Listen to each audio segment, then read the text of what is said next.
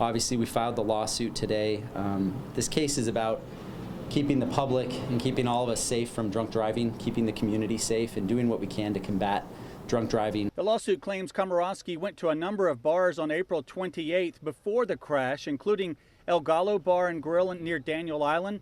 Then she went to Folly Beach, to Snapper Jack's, the Crab Shack, and the Drop-In Bar. The suit claims the bars served her more alcohol, even though they say they have witnesses and video that shows she was very clearly drunk.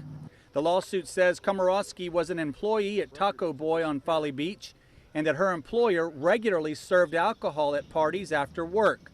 Dalton says they believe that happened at least one location the night of the crash. And that there was a almost routine gathering to go out to bars or a bar after their shifts, or in the middle of their shifts, or at different times, and that supervisors would also attend those gatherings or those events. So I went to Taco Boy to try to speak to their management about this lawsuit.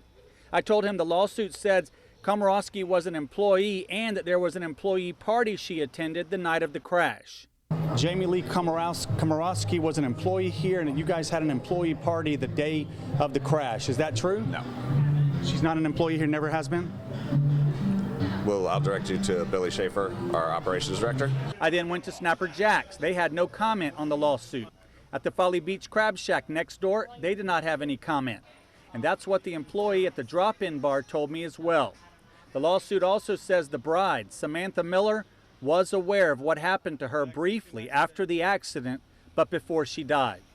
Dalton says they're not certain about the full timeline of what happened the night of the crash. Part of the reason we wanted to file the lawsuit was to get into the formal discovery process where we and the families can get more definite answers to some of the questions that are still a little vague to us.